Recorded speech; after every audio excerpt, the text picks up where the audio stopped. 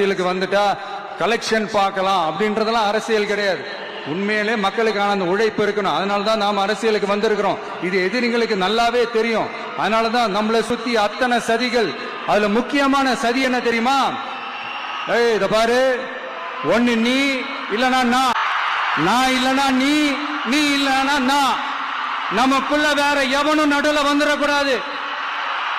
நாம 2 பேரால மட்டும்தான் மக்களை ஈஸியா ஏமாத்த முடியும். இந்த விஜய் வந்ததுனால நமக்கு பொழப்பே போச்சு. மக்கள் வேற அவனை தான் நம்புறாங்க. நாம வெளியே அடிச்சுக்கிற மாதிரி அடிச்சுக்கிட்டாலும் உள்ள நம்மளுடைய டீலிங் பக்காவா இருக்கணும். மக்களோட ஃபீலிங்ஸை பத்திலாம் நமக்கு கவலை இல்லை. நமக்கு டீலிங் தான் முக்கியம். மாத்தி மாத்தி ஆட்சிக்கு வந்துடலாம்னு நினைச்சோம். ஆனா அது நடக்காது போல் இருக்கு. அதனால நீ என்ன பண்ற?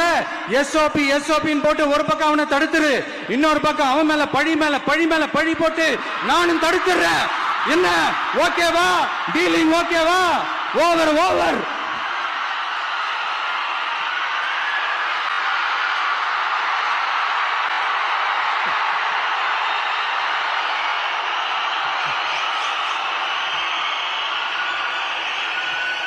இல்லைங்க, உண்மையிலேயே சிரிக்கிறதா என்ன பண்றதுன்னு எனக்கு தெரியல.